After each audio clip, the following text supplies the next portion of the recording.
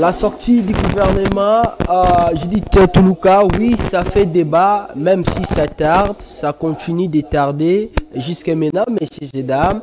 Mais certainement, ça pourrait sortir ce soir ou bien ce mercredi, selon certaines sources qui confirment la sortie de ce gouvernement attendu par le peuple congolais pour essayer de changer la donne dans la vie sociale. Amélioration du quotidien de la vie sociale de la population congolaise, messieurs et dames. Mais quel gouvernement, avec quelle personne, est-ce que cette fois-ci, il faudra travailler avec des politiques tout simplement, ou bien il faut travailler avec des technocrates, des gens qui maîtrisent, qui ont la technicité justement pour que chacun, au sein de son ministère, essaie de donner le meilleur de lui-même, travailler au bénéfice, voulais-je dire, pour le bien de la population congolaise. Des questions qui méritent d'être posées, mais après la sortie de ce gouvernement, on en saura un peu plus. Qui sera ministre de tel, qui fera quoi par rapport au gouvernement à passer de Sama Lukonde, critiqué aujourd'hui par beaucoup, qui n'a pas pu donner le meilleur de lui, qui n'a pas travaillé. On sait que les Congolais s'y attendaient surtout sur le plan social. Est-ce que celui de Judith Toulouka fera la différence, messieurs et dames? On en saura avec notre invité aujourd'hui, mais aussi on va revenir sur la manière de travailler de certains ministres qui composaient le gouvernement Sama Lukonde, par exemple le ministre Pius Mwabilou Mbayou Mukala, lui ministre de l'urbanisme, voulais-je dire, et habitat. Il est revenu à des reprises, tout d'abord Sama Lukonde 1, Sama Lukonde 2, maintenu.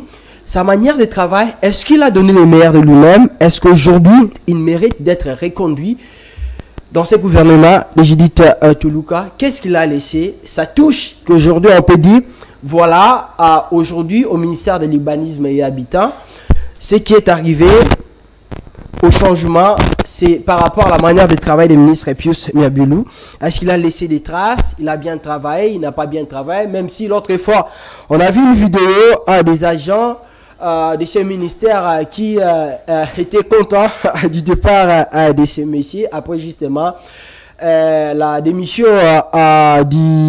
de l'ancien premier ministre Jean-Michel Sama Lukonde. Si dans certains ministères comme celui de la fonction publique, le gens regrettait du départ de certains ministres de ses côtés, dans cette vidéo circulée, les gens étaient très contents de voir ce ministre parti, mais également on va revenir sur les débats sur les changements ou la révision de la constitution de la République démocratique du Congo. Aujourd'hui, cette constitution a promulguée en 2006 à l'époque de Joseph Kabila, ancien président de la République démocratique du Congo. Est-ce que c'est une priorité aujourd'hui? Qu'est-ce que la révision ou les changements de cette constitution pourrait amener de nouveau sur le vécu des peuples congolais? Est-ce que ça pourrait changer quelque chose? Est-ce que la constitution, en quoi cette constitution aujourd'hui bloque l'épanouissement ou le développement de la République démocratique du Congo? Des questions importantissimes, des réponses, c'est tout au long de cette émission avec notre invité, Maître Harold Badibanga.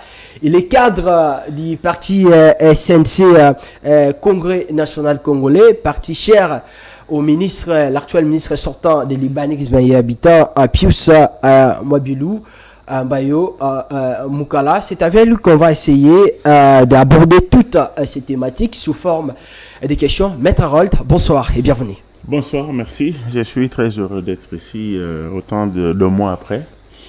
Je pense que ça se passera bien. Je profite de l'opportunité que vous m'offrez pour saluer tous les téléspectateurs de CML13. Mais aussi, une fois de plus, jeter des fleurs au DG Louis-François Zekissa pour la qualité du travail qui est en train d'être abattu ici. Non seulement lui, mais aussi à tout le personnel de CML13 pour le professionnalisme. Merci. Alors, merci beaucoup, Maître. À la co-présentation de cette émission, comme à l'accoutumée, je suis avec Sarah Mbouy. Bonsoir, Sarah. Oui, Daniel Roland-Ley, c'est bien évidemment le 2e numéro de cette semaine. Bonsoir à toi, bonsoir également à nos aimables publics et bienvenue à tous. Alors, je voulais toujours, c'était une question qui date de longtemps, Maître Harold. Souvent, quand vous faites vos émissions, quand vous passez dans plusieurs plateaux, vous avez toujours l'habitude de porter une chemise avec les couleurs de la République démocratique du Congo. Est-ce que ça a une communication particulière? Peut-être oui, peut-être non, mais pour moi c'est une symbolique. Symbolique tout simplement parce que je ne me vois pas être heureux sous une veste, une cravate tirée à 4 épingles. Je ne parle pas de vous, vous êtes journaliste, alors qu'on tue à l'est de la République démocratique. Alors que nous sommes à plus de 10 millions de morts et nous sommes à plus d'autant de millions de femmes violées, autant d'enfants déplacés et abandonnés. Le drapeau de la République démocratique du Congo est reconnu et reconnaissable à travers la planète. Lorsque je voyage souvent en dehors du pays et lorsque je suis sur un plateau de télévision, c'est une manière pour moi de lancer une alerte en permanence à ceux qui sont membres de la nébuleuse communauté internationale, qui savent que c'est eux qui sont à la base de la victimisation dont mon pays est sujet aujourd'hui, qui savent que c'est eux qui pillent, c'est eux qui arment le criminel, le Hitler d'Afrique, Kagame Batouare.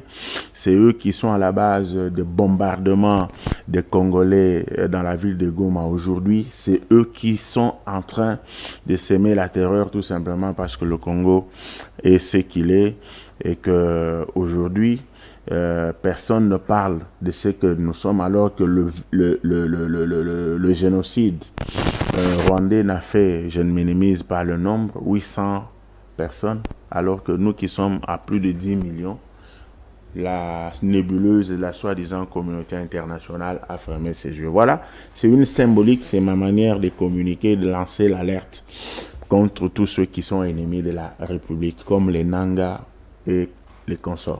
Alors, c'est pour planter les décors, maître, vous qui voyagez quand même dans plusieurs pays, qu'est-ce que les gens disent de la République démocratique du Congo à l'extérieur? Quelle image que la RDC donne? Qu'est-ce que les gens pensent de ces grands pays, les pays de Lumumba, les pays de Kasavubu, ou encore les pays de Mobutu?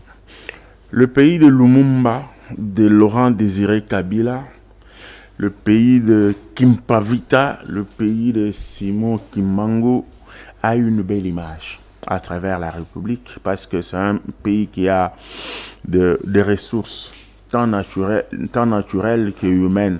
C'est un pays qui a une mastodontoïté du patrimoine réflexionnel. Les gens nous admirent, les gens nous adorent. Mais tout simplement, les gens sont déçus du fait que certains dignes fils de la République arrivent à pactiser avec l'ennemi pour faire main basse sur nos richesses, pour tuer, pour endeuiller la République démocratique du Congo. Les gens sont fiers du débat interne, les gens sont fiers de la lutte interne que nous sommes en train de mener pour faire que cette guerre arrive à prendre fin. Les gens sont fiers de ce que nous sommes en train de mener derrière le président de la République comme lutte pour que cette situation arrive à prendre fin. Alors, maître, même si ce n'était pas annoncé parmi nos thématiques, mais c'est quand même une question importantissime puisque vous nécessitez de parler de l'insécurité à l'est de la République démocratique du Congo. Selon vous, aujourd'hui, la solution pour en finir avec ce qui se passe là-bas une fois pour toutes, est-ce que c'est une solution militaire ou bien c'est une solution, on doit continuer avec cette diplomatie et qualifiée par les présidents de la République comme une diplomatie agissante, mais est-ce que aussi ce n'est pas le moment pour le président de la République comme chef de l'État de réunir tous les Congolais autour de lui pour recréer la cohésion nationale, question de faire une bloc pour essayer de refouler ces complots internationaux contre la République démocratique du Congo, entre filles et fils de ces pays? Merci pour cette question très très importante. Je commence par condamner de manière véhémentielle le coup d'État qui a eu lieu la dernière fois, qui a failli déstabiliser le fonctionnement de toute une nation avec notre compatriote Malanga, paix à son âme, et profiter de cette opportunité que vous m'offrez pour dire que ceux qui ont pensé que ce coup d'État était une aventure, ils doivent arrêter avec cette blague de très mauvais goût, parce que si ce coup d'État échouait, Et si ce coup d'État réussissait, il n'allait pas oser dire que c'était une blague.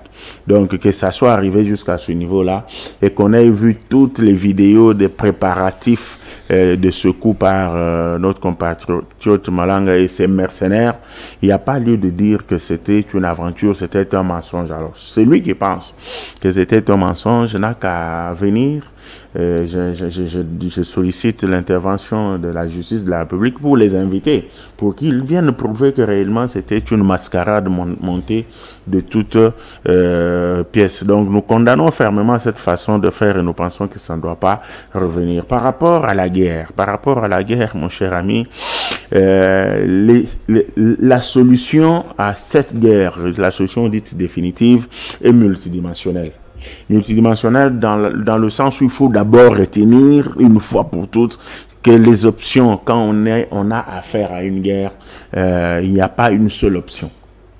L'option militaire qui est d'ailleurs la plus importante, il y a à côté de cette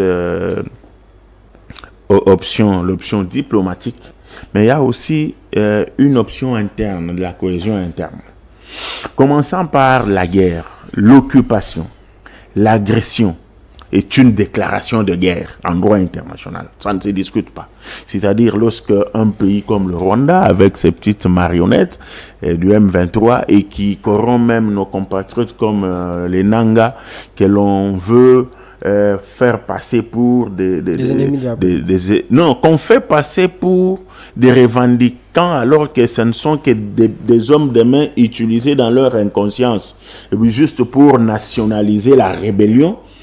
Lorsqu'il y a toutes ces choses, c'est une déclaration de guerre. Quand quelqu'un disait le Ramsey Kabila est devant vous, armé jusqu'aux dents, vous n'avancez pas contre lui avec le verbe.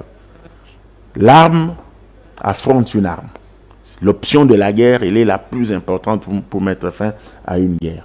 Mais parce que les méthodes doivent y aller de manière simultanée, cette simultanéité doit faire que autant on est en train de se battre, plus on est fort sur le terrain militaire, on peut faire entendre sa voix sur le plan diplomatique. C'est-à-dire autant l'État est en train de faire son travail au front, pour empêcher qu'on tue, qu'on viole, qu'on violente, qu'on pille, il faut que l'aspect diplomatique agisse. Cette diplomatie doit être non seulement agissante, mais le paradigme de l'hypocrisie diplomatique est révolu. Il faut une diplomatie de terreur, une diplomatie de la clarté, comme on le voit. De la véracité. Oui, comme on le voit ce dernier temps avec le président de la République qui, de manière claire, a pris la grave et irrévocable décision, sans atermoiement, de citer le Rwanda comme agresseur principal. Est-ce que ça suffit? Ça ne suffit pas. Je dis que ce n'est qu'un début. Et c'est grâce à ça. Parce qu'avant que Tshisekedi n'ait levé cette option, pas parce que vous m'avez anticipé en me posant la question de savoir si ça suffit, je dis ça ne suffit pas. Mais ça a commencé par là, c'est grâce à cette façon de faire que pour la première fois, dans le concert des nations, en commençant par les sessions des Nations Unies, les différents experts des Nations Unies et ailleurs, Kagame a été pointé comme agresseur et les sanctions ont commencé à tomber sur les dignitaires rwandais et nous espérons qu'elles vont également tomber sur l'homme de Kagame Batwari. La diplomatie, c'est aussi comprendre que la guerre, on ne la gagne pas seul. On peut avoir des alliés, comme on a tenté l'histoire avec les différentes formations militaires de la région. La première n'a pas réussi, nous comptons sur une autre. C'est aussi ça la diplomatie qui implique différents aspects. Le troisième aspect dont j'ai parlé, c'est la cohésion interne. La cohésion interne ne veut pas dire que Tshisekedi se lève aujourd'hui, qu'il appelle Mbuta Fayoulou, tu peux venir, tel peut venir. Non. La cohésion interne, c'est que les uns et les autres, surtout ceux qui se réclament être de l'opposition, doivent comprendre que lorsque les intérêts majeurs de la République sont menacés, il n'y a pas débat. On tait d'abord toutes nos divergences, on regarde dans la même direction pour bouter hors le territoire national l'agresseur, et puis on revient par rapport à nos divergences qui du reste sont inhérentes dans la vie humaine, dans la société. Mais lorsque je constate que les opposants, entre guillemets, ne veulent pas faire le pas, parce que j'entends parler cohésion nationale, il faut appeler Katumbi, il faut appeler, je ne sais pas moi, Fayoulou, il faut appeler Sessanga et consorts. Le chef de l'État est le président de la République pour tous les Congolais. Le palais de la nation est ouvert et il n'a jamais reçu jusqu'ici une quelconque demande d'audience de Fayoulou, de Katumbi ou de qui que ce soit. Il est là pour recevoir tous les Congolais et toutes les propositions. Est-ce que vous, en tant que journaliste, pour faire des propositions à ce que la guerre prenne fin, vous devez être reçu par le président de la République? Lorsque je passe dans les médias, vous pensez que les services du président de la République, les services de renseignement, ne me suivent pas pour prendre tous ces desiderata, pour ramener auprès de celui qui nous gère. Il ne faut pas vouloir une chose et son contraire. Quand on veut être reçu par le président de la République, on doit le dire clairement et solliciter. Mais pour faire parvenir au président de la République ce que l'on pense comme piste de solution pour la fin de la guerre, en passant, je dois féliciter les forces armées de la République démocratique du Congo qui ont récupéré une marmaille de localités jadis occupées par l'ennemi, et nous allons y aller jusqu'à Bunagana. Je suis en train de dire qu'on peut saisir le président de la République même par mémorandum, même par de lettres. Est-ce qu'il faut nécessairement être reçu pour dire bon, pour qu'après qu'on fasse du raccordement frauduleux pour dire il n'a pas su mettre fin à la guerre, c'est parce que nous sommes là qu'il y a eu ceci ou cela? Non. Cette façon de voir les choses, à mon humble avis, elle est empirique, elle est eschatologique, elle est minime. Ce pays, je l'ai toujours dit, j'ai insisté, j'insiste encore, nous appartient à nous tous. Nous y avons les mêmes droits et les mêmes devoirs. Nous devons aider celui qui est là comme président de la République aujourd'hui parce qu'il n'est pas éternel. Kasavubu était président de la République, Mobutu fut président de la République, Mouzé était et Kabila Joseph est parti. Nous devons soutenir le président de la République qui est là parce qu'il travaille pour le bien de la République, parce qu'il pense, comme je l'ai toujours dit, nous réclamons Congolais parce que le Congo existe. Si le Congo disparaît, la congolité disparaîtra. Alors, merci beaucoup, Maître Harold. Nous allons maintenant changer d'écouter. Nous allons changer de camp. Vous êtes certainement du Grand Kasaï et êtes mieux placé pour nous parler des problèmes qui ressortent de cette province. Parlez-nous un peu de cet effondrement du pont Lubi qu'il y a eu entre Mbujimayi et Kabiya Kamwanga. Merci beaucoup, madame. En tant que notable de la province du Grand Kasaï, j'étais réveillé un matin du dimanche à 6 heures, et on a appris que ce pont s'était effondré. Mais là, le problème qui se pose ici, c'est que ce pont sépare la ville de Mbujimayi au territoire de Kabiya Kamwanga, qui est mon territoire. Et du fait que cet effondrement ait lieu, le trafic devient difficile, c'est compliqué de ravitailler la ville de Mbujimayi. Mais ce qui est à retenir ici, c'est que l'office de route qui s'occupe de la réhabilitation de routes à travers la République, en ce qui est des routes qui relient les provinces, a constaté que le pont qui s'est effondré a été érigé sur la rivière Lubi depuis 2006. Donc c'est un vieux pont qui date de plus ou moins 14 ou 15 ans. La deuxième des choses, cet accident qui est arrivé n'est pas arrivé parce que le pont était déjà dans un état de délabrement avancé, mais tout simplement parce qu'il y a eu un conducteur qui, par le fait du sommeil ou de quoi, a heurté le côté du pont alors qu'il il conduisait un camion suffisamment chargé et ça s'est renversé et le pont est tombé. Et cette route était gérée par des entreprises privées, autres que l'office de route. Mais au moins, c'est pourquoi on félicite le directeur général de l'office de route parce qu'immédiatement, après avoir appris ça, le prof Kekangala a envoyé le directeur provincial de l'office de route à Mbujimayi qui s'est enquéri de la situation. La situation est telle que les mesures ont été prises par l'office de route pour qu'on y jette rapidement un pont plus moderne que celui qui était là, qui était d'une seule allée. Maintenant, c'est on va ériger en ayant 45 jours un pont de 2 allées, l'aller et le retour. Et ce qu'il faut retenir ici, c'est que pendant que la situation a coupé la ville de Mbuji-Mayi et du territoire de Kabaya-Kamwanga, la solution a été trouvée dans le centre du contournement. Pour ceux qui étaient à Mbuji-Mayi, je ne sais pas si vous avez été en Mbuji-Mayi, moi je suis né en Mbuji-Mayi, j'ai grandi en Mbuji-Mayi. La route de Chinchankou est en train d'être utilisée maintenant pour contourner la situation et atteindre le territoire de Kabaya-Kamwanga très rapidement, ce qui va faire que la population de Mbuji-Mayi ne souffre pas de certaines denrées alimentaires de première nécessité. Ce qui est en train d'être fait, c'est dans le sens de comprendre qu'il y a ce qui est arrivé est un cas de force majeur qui peut arriver. Quelle a été la cause de cet effondrement? L'effondrement est dû à un accident de circulation.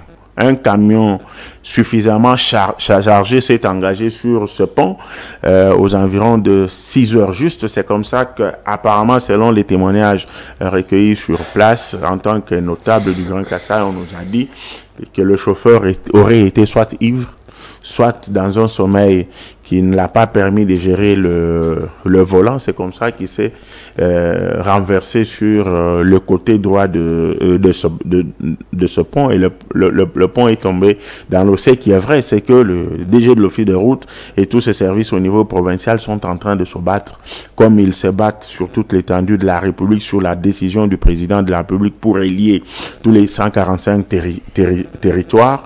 Mais comme c'est un cas de force majeur, on dit deux fois que à quelque chose, malheur est bon, le pont qui sera là de type matière sera plus large, plus performant et capable de prendre plus de 45 tonnes alors que celui qui était là avait une capacité de 15 ou de 10 tonnes. Voilà un peu ce qu'on peut dire. C'est une façon pour nous d'appeler nos frères du Grand Kassai et plus particulièrement ceux de Mbuji-Mayi et de Kabaya-Kamwanga au calme pour leur dire que le président de la République ne les a pas laissés tomber, ne les néglige pas. C'est un travail c'est un cas de force majeur. Le directeur général de l'office de route qui maîtrise cette situation se bat jour pour jour et d'ailleurs au moment où nous parlons, la route Mbuji-Mayi Kananga via Kabaya-Kamwanga est en pleine réhabilitation. La route Kananga Kalambambouji en pleine réhabilitation. La route Kananga Chikapa en pleine réhabilitation. La route Mbuji-Mayi Mweneditu Mbuji-Mayi Kabinda jusqu'à Lubumbashi, elles sont en pleine réhabilitation. Donc il y a plus de peur que de mal. Mais on constate que la solution a été rapidement trouvée. Est-ce que ce n'est pas parce que c'est la province du président Tshisekedi qu'on a rapidement trouvé la solution? Question de pouvoir garder correctement l'image de sa province. Je vous rappellerai, madame, bon, c'est pas un rappel, vous le savez très bien, mais comme tout journaliste, vous faites semblant de le savoir. Le premier pont que le chef de l'État a eu à ériger au Congo, alors qu'il venait de prendre son premier mandat, c'est dans la province de l'Équateur.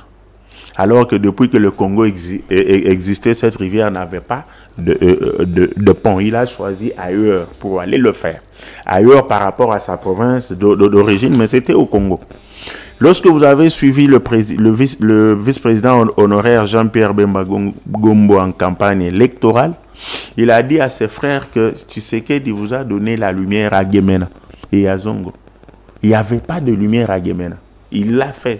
Mais s'il le faisait dans un village au Grand Kassai, on aurait dit, voilà, il l'a fait parce que c'est chez lui. La célérité avec laquelle les solutions sont en train d'être trouvées est tout simplement due au fait que pour quitter la ville de Mbuji-Mayi, aller à Kabaya-Kamwanga, de Kabaya-Kamwanga, vous êtes à Mukamba, de Mukamba, vous êtes à Kananga et ailleurs, vous devez passer par ce pont-là. Alors, il ne faut pas priver la population de Mbuji-Mayi de sa possibilité de se mouvoir et ne pas priver aussi les populations de Kabaya-Kamwanga, de Bataille et d'ailleurs de venir couler leurs marchandises sur les différents marchés de la ville de Mbuji-Mayi et par voie de conséquence affamer la population de la ville de Mbuji-Mayi. C'est juste ça. Et la même célérité se fait toujours partout. Il y a eu beaucoup de cas lorsqu'il y a des inondations, le gouvernement intervient dans la célérité tout simplement parce que c'est un devoir pour lui de le faire et c'est une obligation parce qu'il s'agit de servir la population. Alors, une obligation pour servir la population d'une thématique à une autre. Maître Harold, on va parler maintenant de la sortie du gouvernement. Mais d'abord, avant d'arriver au nouveau gouvernement dirigé par la première ministre Judith, on va d'abord faire les points sur les gouvernements précédents, les gouvernements de Jean-Michel Sama-Lukonde, dont les membres de votre parti politique, les Congrès national congolais CNC, faisaient partie intégrante de l'équipe de ces gouvernements, y compris le ministre Pius Mabilou, mais aussi Sami Dibango comme vice-ministre des Affaires étrangères. D'une manière générale, d'abord, comment analysez-vous la manière de travailler du gouvernement Sama-Lukonde 1 et 2? Est-ce que ce gouvernement a essayé quand même de changer la donne, de changer les choses au sein de ces pays, même si ce n'est pas à un niveau où beaucoup de Congolais s'y attendaient? Vous savez, lorsqu'il faut analyser des choses pareilles, surtout en termes de bilan, il faut voir les objectifs que s'était fixé le gouvernement, voir la réalité sur terrain avant de tirer des conclusions. Ici, il faut se regarder dans les yeux pour reconnaître que la population congolaise, de manière générale, se plaint et vit mal. Vit mal par rapport à la dépréciation du dollar, du franc congolais par rapport aux devises étrangères et par conséquent par rapport à la perte de sa valeur de l'économie. La population se plaint par rapport à la guerre à l'est de la République démocratique du Congo. Et au regard de ça, je dis que les deux gouvernements Sama-Lukonde 1 et 2 ont eu du pain sur la planche. Mais est-ce que c'est cela qui peut nous permettre de conclure sans embâche qu'il y a eu un échec patent? Je dis non. Et c'est cela qui peut nous permettre de conclure sans embâche que c'était une réussite à 100%? Je dis non. Il faut d'abord comprendre et le dire clairement, comme l'eau claire dans un verre clair, que lorsqu'il y a une guerre dans un pays, tous les efforts qui devaient être orientés dans divers secteurs doivent aller dans le sens de la guerre pour mettre fin à la guerre, parce que le temps de paix peut possibiliser de manière rapide le développement, mais le temps de guerre est un temps spécial. C'est comme ça que beaucoup d'efforts de guerre, des fonds qui devraient être affectés à ceci ou à cela ont été envoyés de ce côté-là. Là, la population doit le comprendre. La guerre, je l'ai toujours dit, en Afrique et au Congo, c'est une création de l'extérieur. Lorsque ces efforts-là sont orientés vers là, il y a lieu qu'il y ait déstabilisation de la monnaie. On met ça de côté, on s'incline et ce sont des défis qui attendent, des défis majeurs d'ailleurs, qui attendent le gouvernement Judith Suminwa Tuluka.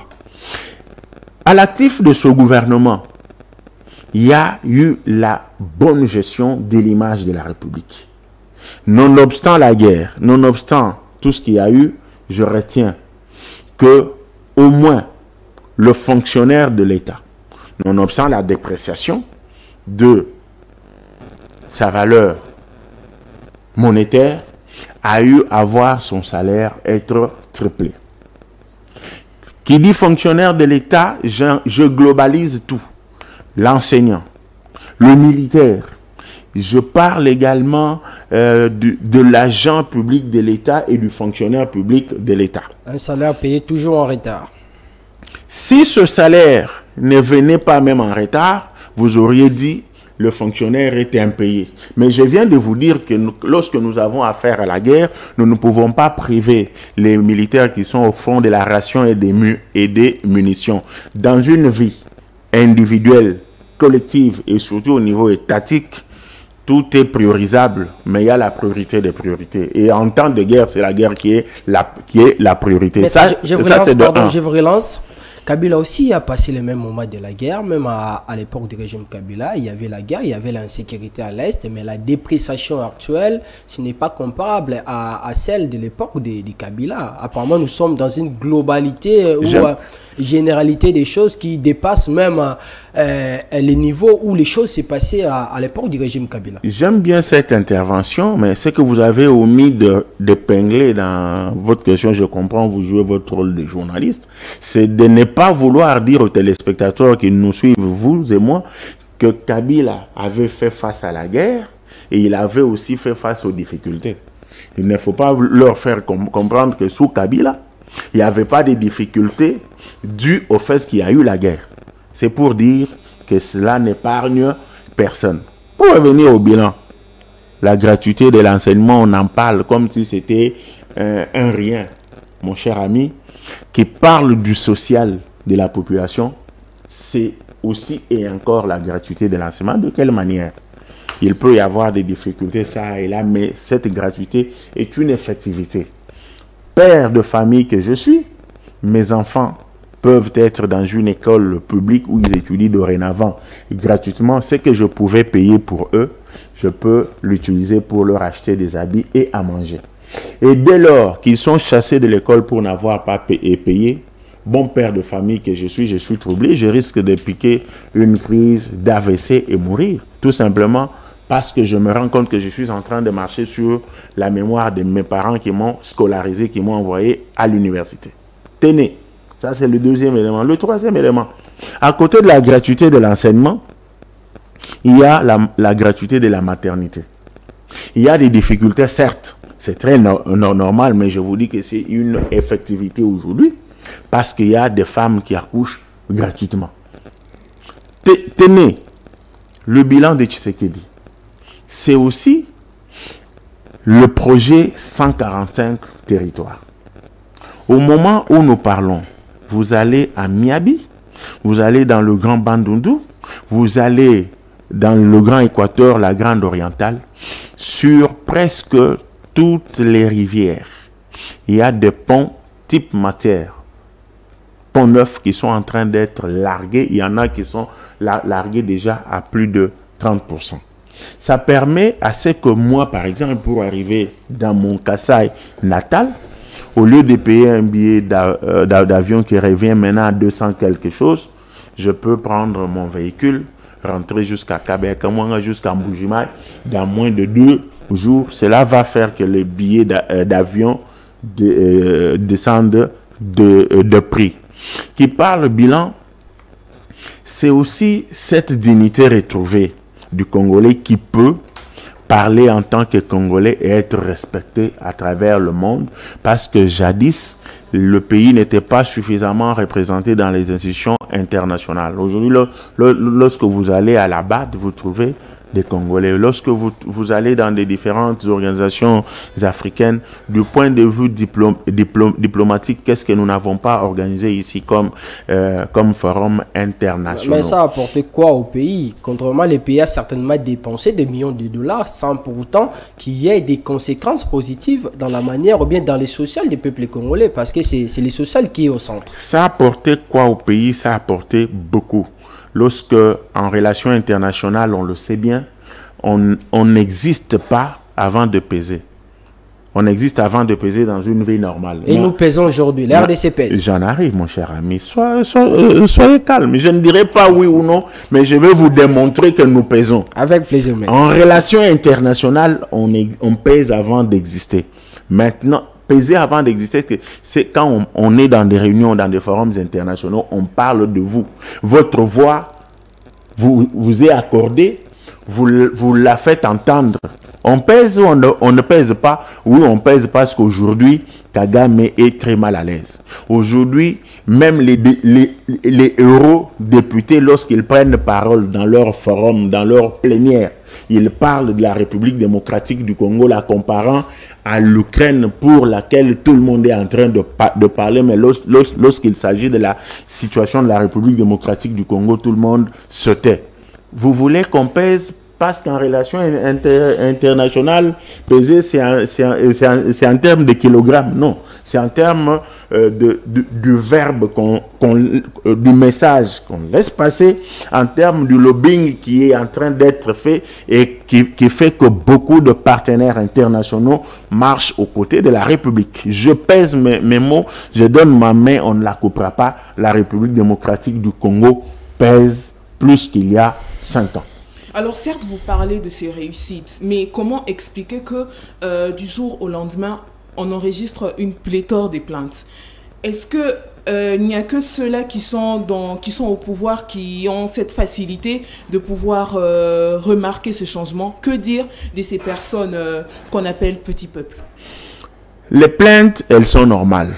Je venais de dire tout à l'heure, madame, qu'en tant que père de famille, je ne peux pas satisfaire mes enfants à 100%. Mais rassurez-vous que lorsqu'ils sont satisfaits à 95%, c'est déjà une réussite.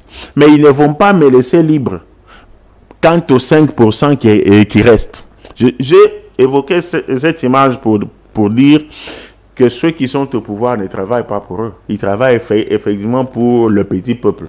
Dans la mesure où les routes... Tout ce qu'on a comme frustration. Non, quand vous parlez de frustration, moi, je ne les ai pas vus. C'est vous qui en parlez. Vous êtes conscient. Je ne suis pas conscient, mais je suis au-delà de la conscience. Je suis en train de dire ici que le petit peuple est dans l'action de Tshisekedi. Le social, c'est pas la distribution des poissons Charles. Chaque matin, on passe chez Sarah, on dépose, on passe chez Maître Harold, on dépose, Non. Le social, c'est faciliter, par exemple, le déplacement des personnes et de leurs biens, surtout les matières, les denrées alimentaires de première nécessité qui doivent facilement quitter les centres de production pour les centres de consommation. Et c'est ça le sens du projet 145 territoires. Le social, c'est la scolarisation des enfants, qui ne sont pas les enfants de Tshisekedi. Je pense que tous ces enfants sont déjà au niveau des humanités. Mais l'enfant de Kabeka Zouabilumbu chez moi, qui va désormais gratuitement à l'école, c'est ça le social. Oui, mais dans quelles conditions, Maître Harold? Il fallait commencer par quelque part. Quand vous avez un organisme malade, le médecin commence par la priorité des priorités. Dites-moi que cette gratuité, dans quelle condition est nulle? Non, elle n'est pas nulle. Mais on a vu des parents enlever carrément des enfants étant dans des écoles gratuites pour aller les enregistrer dans une autre école où on paye de l'argent. Vous aurez tout bien... simplement parce que les conditions n'y sont pas bonnes. Madame, il ne faut pas céder à la manipulation politicienne. La gratuité de l'enseignement ne me lie pas par rapport à la liberté que j'ai d'inscrire mes enfants dans les écoles de mon choix. Mais au moins, vous parlez de 2 ou 3 qui auraient enlevé leurs enfants de ces écoles dans lesquelles il y a la gratuité. Mais vous ne parlez pas des milliers de parents, des millions de parents à travers la République qui ont laissé leurs enfants là-bas. Le social, c'est aussi la gratuité de la maternité.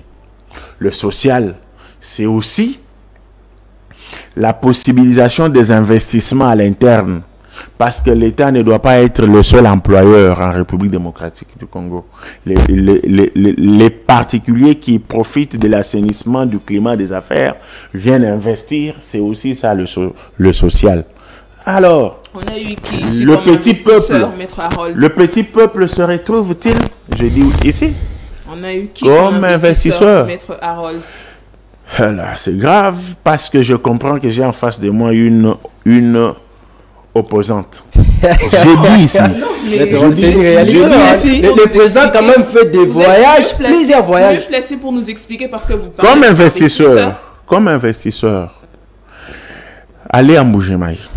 Vous vous rendrez compte que la société minière de Bakonga est en train de renaître de ses cendres parce qu'il y a des contrats qui ont été signés avec les particuliers étrangers venus dans ce pays pour investir. Aujourd'hui, lorsque vous êtes en face du ministère des Affaires étrangères, vous vous rendez compte qu'il y a 2 tours jumelles et des immeubles qui sont construits là-bas.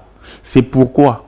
C'est pour tout simplement avoir à un même endroit toutes les régies financières, faciliter la tâche aux Congolais de ne pas aller ça et là parce que les régies financières sont à un même endroit. Ces immeubles, madame, auront à engager des travailleurs, la main d'œuvre congolaise pour leur entretien. C'est un partenariat avec l'entreprise Milvest. Vous quittez Kinshasa aujourd'hui pour Kikwit, le village du DG de SML 13. Vous quittez Kikwit jusqu'à Bachamba. Cette route est prise en charge. Elle est en train d'être réhabilitée. Elle est presque à la fin à 94 ou 90%. Vous êtes déjà rendu là-bas. Mais vous avez vu ça, maître? Poser la question à Louis-France Kouziké, c'est ce que je dis est faux. C'est lui qui vous parle. Et d'ailleurs, aller là-bas à plusieurs reprises. Lorsque vous arrivez à Massamouna, il y avait même une érosion qui avait menacé. Maintenant, c'est englouti, c'est travaillé par les services de l'office de la route. Vous pouvez arriver jusqu'à Bachamba en ayant, je dis bien, 2 jours et demi. Et ça, c'est le partenariat avec la Banque africaine de développement. Il y a eu d'investissements, il y a eu des investisseurs. Ils sont là, ils sont en train de travailler. Je comprends. Lorsqu'on a faim, on veut que tout soit, que le repas soit prêt en 1 heure. Ce n'est pas ça le cas. Nous ressentons déjà ça. Du point de vue, vous pensez que le projet Kanyamaka CC, qui non seulement met fin de la manière que l'on connaît au banditisme urbain, mais aussi possibilise que les maïs, les manioc et consorts soient cultivés et que ça soit renversé sur le marché des consommations dans des grandes villes, n'est pas le fruit d'un partenariat avec des investisseurs. Mais maître, vous parlez des Kanyamaka CC, mais Vital Kamerhe, à l'époque au ministre de l'économie, il est allé chercher les maïs ici au niveau de la Zambie. Au moment où vous parlez des Kanyamaka CC, ça veut dire que ça n'a pas apporté quelque chose de positif. Non, non, peut-être vous vous trompez. À l'époque, Vital Kamerhe est allé parce qu'il s'agissait d'une situation de crise. Et à l'époque, Kanyamaka CC n'avait pas encore fait sa première production. Là, en une situation de crise, on doit avoir des solutions de crise. Il faut qu'on arrive à faire la part des choses entre une crise structurelle et une crise conjoncturelle. À l'époque, c'était une crise conjoncturelle de circonstances. Il fallait aussi des solutions urgentes. Mais pour le moment, aller à travers la République, les maïs tombent et à vil prix. Alors, avec tout ce que vous venez de citer, comment expliquer ou comment faire voir au peuple congolais que le président Tshisekedi a cette bonne volonté de pouvoir changer les choses? Parce que jusqu'à présent, il y a plusieurs personnes qui doutent encore de ces réalisations.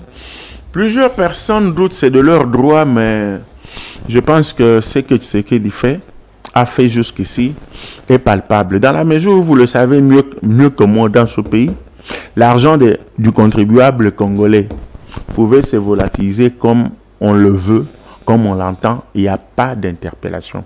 Mais maintenant, quand vous êtes gestionnaire, vous pouvez, avant de prendre l'argent du contribuable, vous regardez à gauche, à droite, alors que vous êtes seul dans votre bureau, si l'œil des alignés n'est pas à gauche ou n'est pas à droite. Vous pensez à votre épouse, vous pensez à vos enfants, parce que vous vous dites, si on découvre, je serai d'ailleurs d'abord déshonoré. Il a détourné, il a volé. Et de deux, je risque de me retrouver à Makala. Ça, c'est déjà la lutte contre la corruption. Il faut le reconnaître et ne pas le dire à la population que Tshisekedi a milité pour ça. C'est être de très mauvaise foi. Ça, c'est de un. De deux, comment ne pas dire que Tshisekedi, ce qu'il fait est palpable quand il se réveille? Et ça, c'est un bilan, un élément important à son bilan. Vous savez, vous et moi, que si nous sommes infiltrés aujourd'hui dans les services de renseignement, dans l'armée, dans la police, c'est à cause des différents dialogues avec les groupes armés, madame. Il s'est dit plus jamais question de négocier avec le M23 si il ne se retire pas de toutes les positions occupées. Et même si on arrivait à négocier avec eux, à dialoguer parce qu'ils se sont retirés, il ne sera plus question d'accepter ce qu'on a appelé à l'époque le mixage, ce qu'on a appelé, je ne sais pas moi, il y a un autre terme, c'est-à-dire réintégration, mixage et consorts, prendre les Rwandais, les Ougandais, les rebelles, les mettre non seulement dans le gouvernement, mais aussi dans notre armée, dans la police. Il a dit non. Mais qui peut avoir le courage de le dire?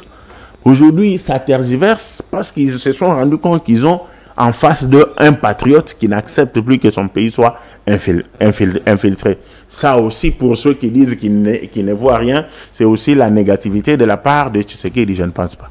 Alors, avant de prendre les deux thématiques qui nous restent, pour terminer avec cette thématique liée au gouvernement Sama Lukonde, par rapport aux anciens ministres que nous avons dit dans ce pays, Augustin Matata Mponyo, Sami Badibanga et tant d'autres, comment, d'une manière personnelle, vous avez jugé la manière de travailler de Sama Lukonde? Et si on vous demandait aujourd'hui d'écouter ces messieurs, sur 10, vous les donnez combien?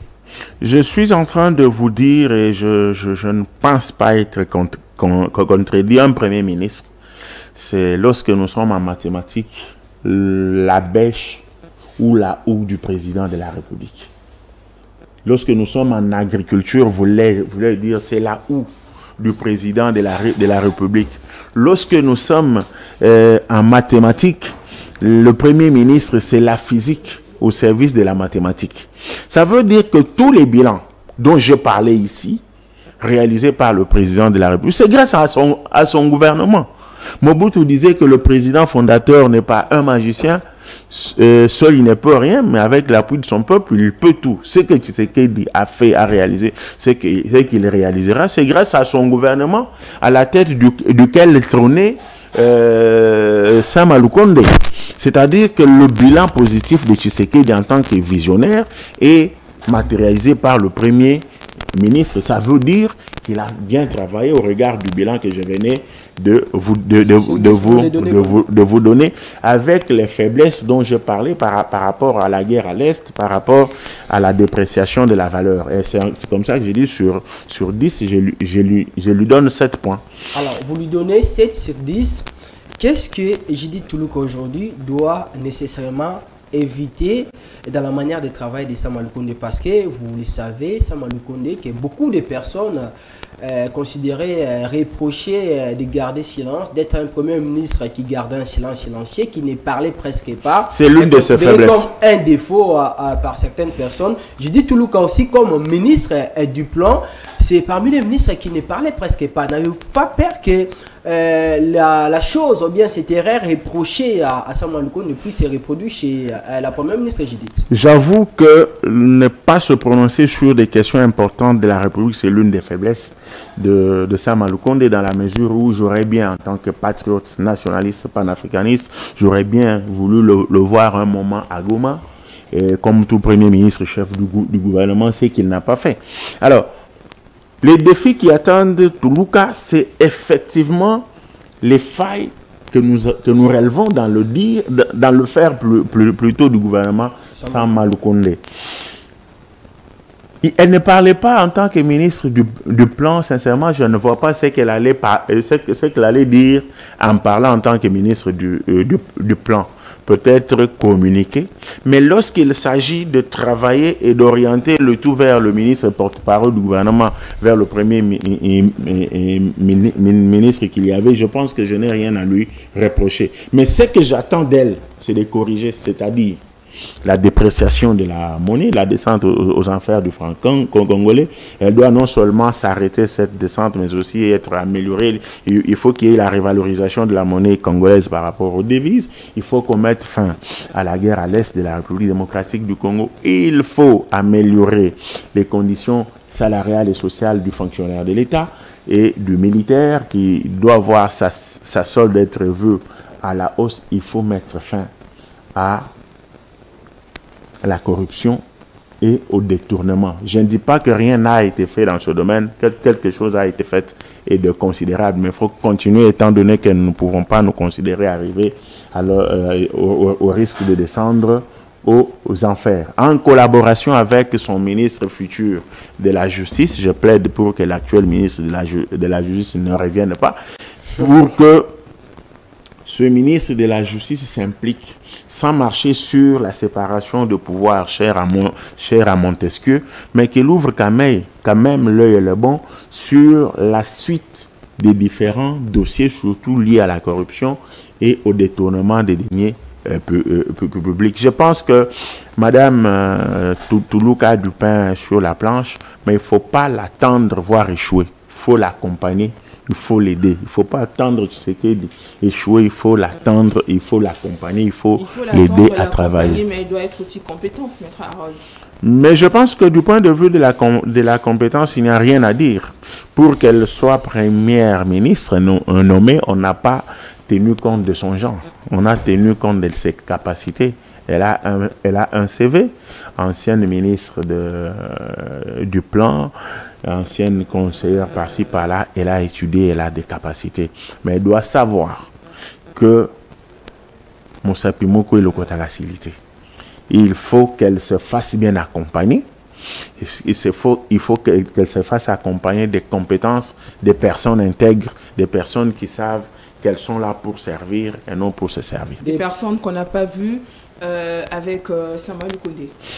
Dans ce gouvernement, je viens de vous parler de la ministre de la Justice. Est-ce que j'ai dit qu'elle a bien travaillé? Je dis qu'il y a des gens qui ont bien travaillé.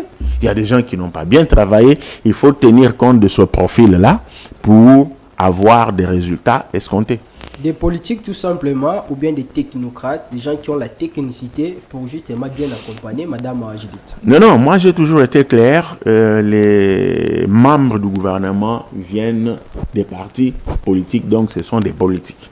Mais il faut exiger de bons profils auprès des partis politiques qui envoient les gens au gouvernement.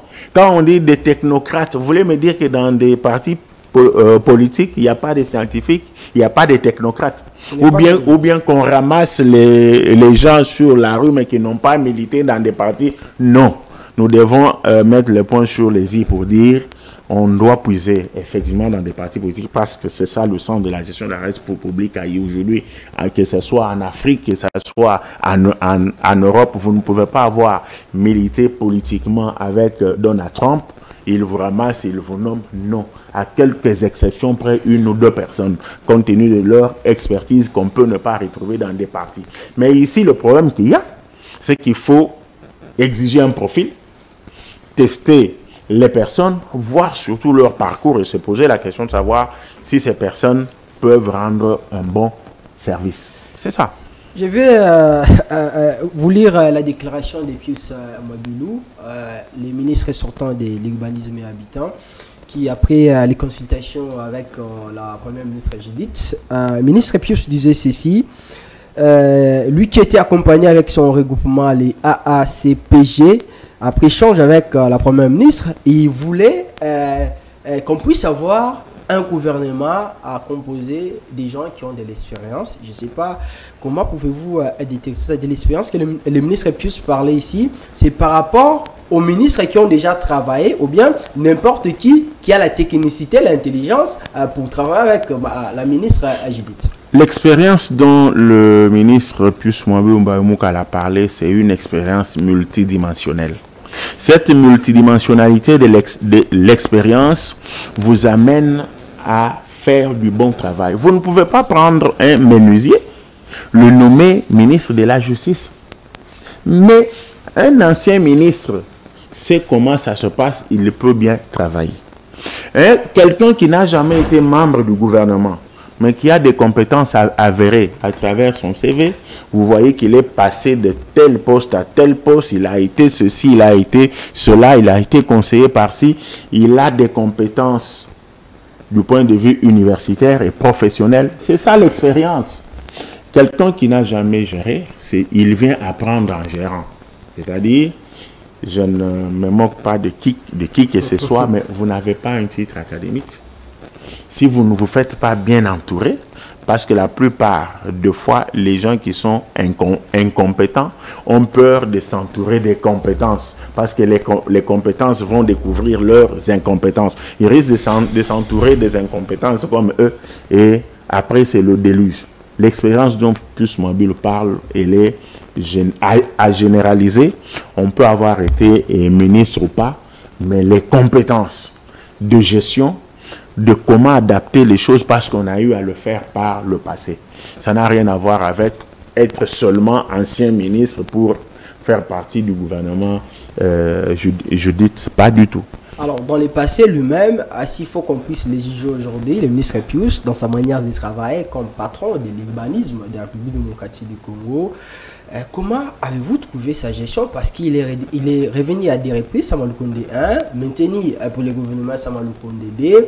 Aujourd'hui, certainement, ça peut arriver qu'il puisse revenir encore ministre, mais sa gestion au sein de ces ministères, qu'est-ce que le Congolais aujourd'hui peut retenir du passage du ministre Pius comme ministre de l'urbanisme, que demain ou après-demain, les enfants, nos enfants peuvent dire, bon, voilà, cette initiative, cet apport, c'est apporté par la gestion du ministre Pius Mobile. En fait, je suis très mal placé pour répondre à cette question parce que, voilà, il est au cadre de son parti, il dit des choses, mais comme j'aime le dire, devant les faits, on s'incline. Les faits sont tels que la population congolaise retiendra que depuis que le Congo existe, il se disait propriétaire des terres, mais dont il n'avait pas de titre. Pius Mwambilo a possibilisé la titrisation de tous les domaines privés de l'État.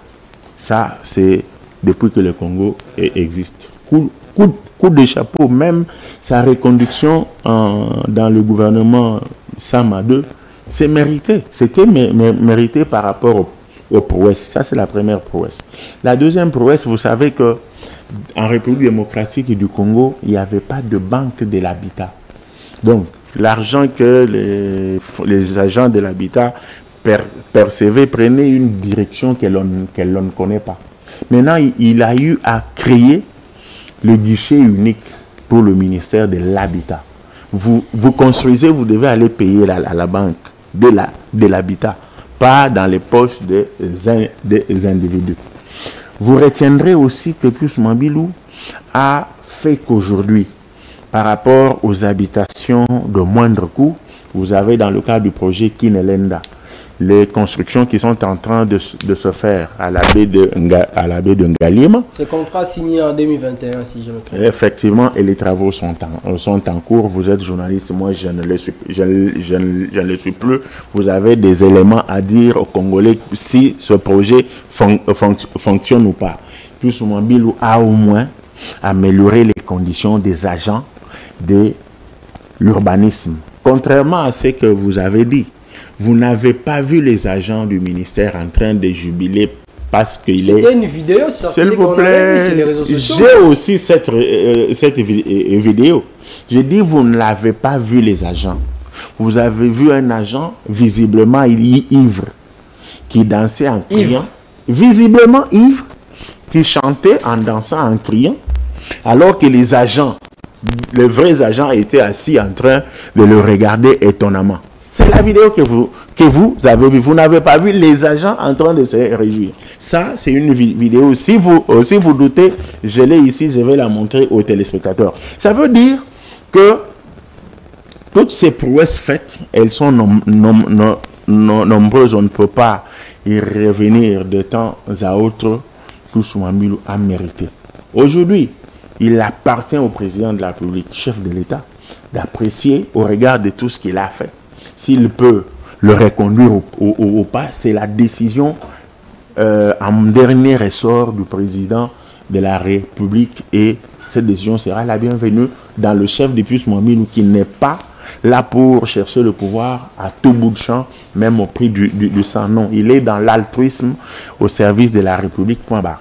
Alors, vous êtes content aujourd'hui de la façon de travail de vos ministres, que ce soit Pius, que vous venez d'ailleurs d'évoquer, de donner les éléments concernant sa manière de travailler, que ce soit Sami à Dubango. Aujourd'hui, on peut dire, durant les mandats du président, pour ce régime du président Tshisekedi, le parti CNC, Congrès national congolais, a valablement contribué d'une manière ou d'une autre dans la réussite du président Tshisekedi. Je ne vous le fais pas dire. Et les faits, devant eux, on s'incline.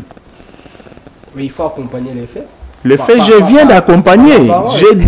J'ai cité les prouesses de Pius Mwambilo à la tête du ministère de l'Urbanisme et Habitat.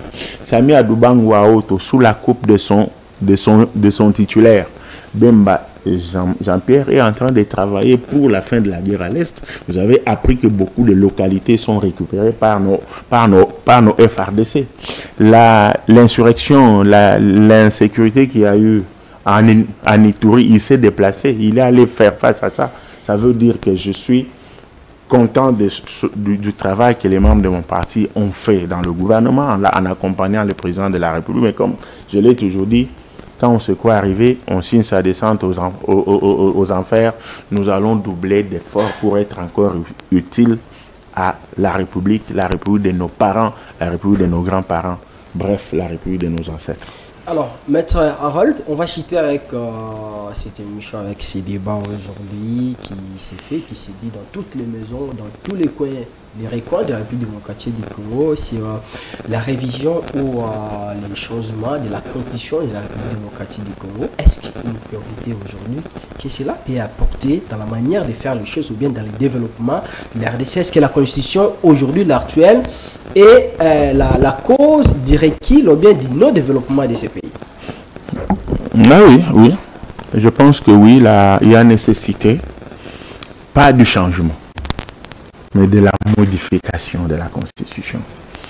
Parce que dans cette Constitution, il y a des articles qui sont très bons. Il y a aussi des articles qui ne sont pas bons. Vous savez mieux que moi qu'il y a eu une corruption à grande échelle pour l'élection des sénateurs et des gouverneurs. Est-ce que c'est une bonne chose? Qu'est-ce qui possibilise ça? C'est un article de la Constitution qui pense que les gouverneurs et les sénateurs doivent être élus par les députés provinciaux. Pourquoi pas modifier cet article par rapport au mode d'accession des gouverneurs au pouvoir? Donner les pouvoirs au président de la République.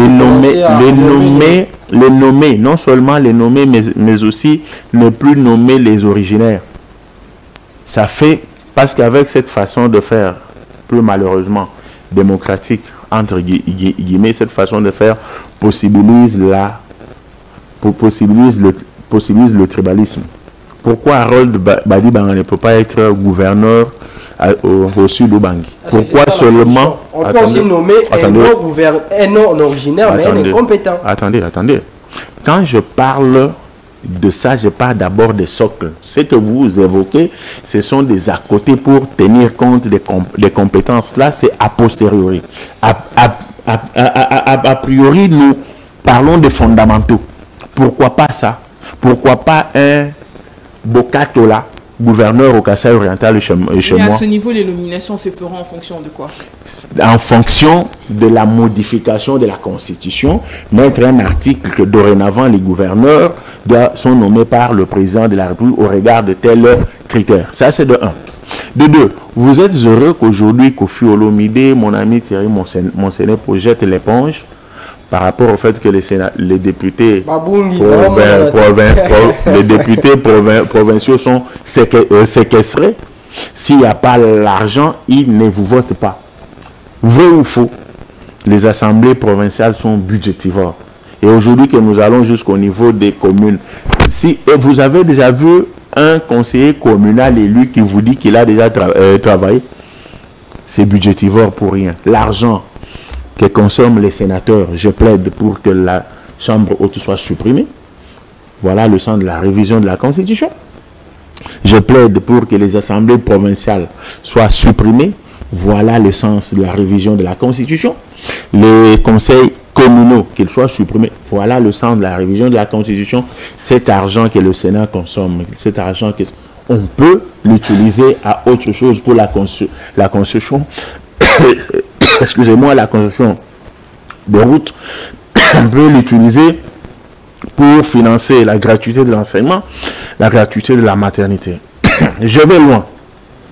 Comment voulez-vous me faire comprendre que l'appareil judiciaire de la République démocratique du Congo ne peut pas être amélioré par rapport au pouvoir que le Conseil supérieur de la magistrature peut avoir et au pouvoir du ministre de la Justice?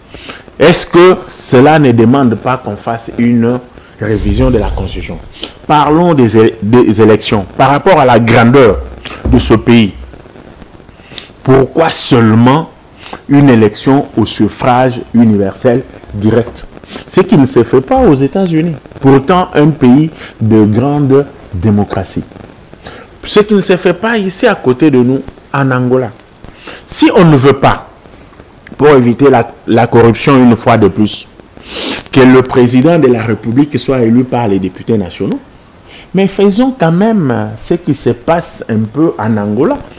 Lorsque vous êtes candidat président de la République, pour le cas qui est le nôtre ici, vous avez Tshisekedi comme candidat de l'Union sacrée, vous avez Katumbi à l'époque comme candidat de l'ensemble pour la République. Mais au lieu que ces élections se fassent à tous les niveaux, le candidat doit se promener partout, vous pouvez dire, dès que la CENI publie les résultats, que l'on se rend compte que c'est la famille politique de tel candidat qui a la majorité, automatiquement c'est celui-là qui est président de la République. Ça se fait en Angola. La conséquence heureuse, c'est quoi? L'impression des billets de tous les candidats, des billets de vote pour tous les candidats présidents de la République est supprimée. Et c'est un gain pour le trésor public. La révision de la Constitution par rapport à tous ces articles, c'est aussi le traitement des traîtres. Quelqu'un qui se réveille un matin comme Nanga, qui prend les armes contre son pays, il sait qu'il sera un jour libre, il reviendra ici. Mais il faut le condamner à certaines peines lourdes pour le dissuader. Ça la Constitution ne le dit pas.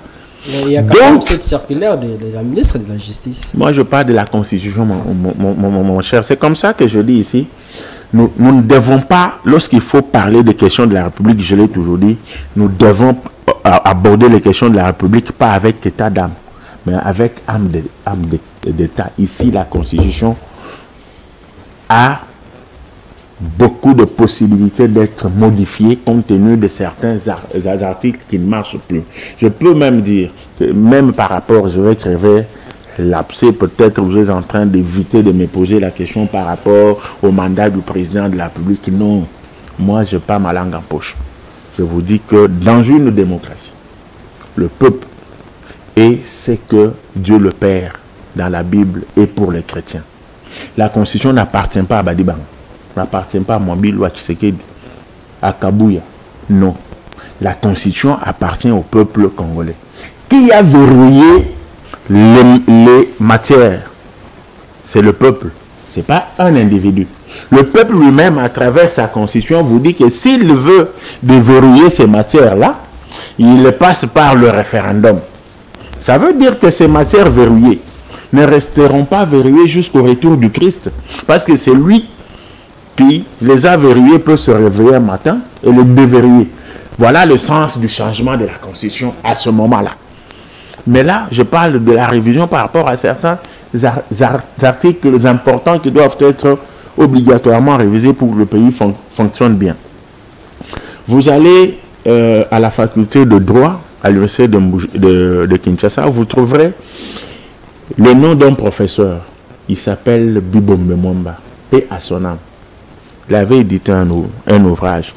Il s'est posé la question dans cet ouvrage, si le président de la République est garant de la nation, mais c'est qui le garant du garant? Cette constitution ne le dit pas. Mais le garant du garant, le garant du président de la République, c'est le peuple. C'est celui qui a le droit de se décider même sur le président. Cette constitution ne le dit pas. Ce sont des choses qu'il faut inclure dans la constitution. Mais dire, avocat de mon état, juriste, doctorant, que cette constitution ne peut pas être révisée, c'est quoi l'utilité? Moi, je manque de mots. Alors, Maître Badibanga, c'est un plaisir de vous recevoir dans cette émission. L'émission est terminée. Maître, votre conclusion? La conclusion, c'est que ce Congo nous appartient à nous tous. Nous y avons les mêmes droits et les mêmes devoirs. Chacun de nous, à quelque niveau qu'il soit, doit se poser la question de savoir qu'est-ce qu'il donne comme pierre de contribution pour que ce Congo de Lumumba soit édifié, qu'il aille de l'avant. Nous devons renforcer dans ce pays, cher président de la République, au-delà de tout ce que vous avez fait, ce que vous faites de bon. Nous devons renforcer la culture de la sanction contre les détourneurs des deniers publics, l'argent du contribuable. Nous devons renforcer la cohésion nationale par des textes légaux et non par des conciliabules en termes du dialogue pour aboutir au partage du pouvoir. Nous devons aimer ce pays, le chérir, parce que les générations qui viennent seront plus strictes contre nous, parce que nous avons le devoir de leur léguer ce pays dans des conditions plus meilleures que celles dans lesquelles nous l'avons hérité de nos aïeux. Ce pays, j'ai la foi qu'il ira de l'avant, il est en train d'aller de l'avant, parce que nous le voulons. Que nous soyons de telle tribu ou de telle autre, que nous soyons de l'opposition ou de la majorité, encore qu'en Europe et aux États-Unis, l'opposition, ça n'existe pas. Il y a seulement la gauche et la droite. Il y a seulement les républicains et les démocrates. Les mots opposition et les mots opposants sont des mots que les Blancs nous ont imposés en Afrique pour nous diviser pour rien. Quels que soient nos bords politiques, nous devons aimer ce pays. Dans l'opposition, dans la majorité, Moulouba, Mukongo, Mungala, Mouswahili, travaillons pour le bien de ce pays parce que nos enfants ont besoin de nous remplacer dans ce pays avec honneur et dignité. Merci. Merci maître, merci surtout d'avoir répondu à toutes nos questions et à notre invitation. Je rappelle que vous êtes cadre des partis Congrès national congolais, des Pius Mabiolo, mais aussi juriste et doctorant. Merci. Merci ça. Je serai toujours là lorsque vous aurez besoin de moi parce qu'en dehors de ce pays, mon cœur bat à gauche. Je suis de gauche parce que j'aime le pays plus que moi-même. Oui, maître, oui, c'est derrière, je pensais à ça. Je pense que la prochaine émission avec vous, on aura vraiment le temps d'aborder avec beaucoup de véracité cette question de la modification de la Constitution, même si aujourd'hui on n'a pas eu beaucoup de temps, on va y revenir parce que c'est très important. Il y a à manger et à boire, on doit enlever l'ignorance dans la tête de nos compatriotes qui pensent que la Constitution est définitive et ne peut pas être modifiée. Merci, ça. Merci Daniel, merci également à vous maître Arnold. Merci également à toutes ces personnes qui nous ont suivis. À toutes et à tous, merci de nous avoir suivis. On se retrouve demain 16h pour un autre numéro de cette émission. Que vive la République, vive la RDC. Merci beaucoup.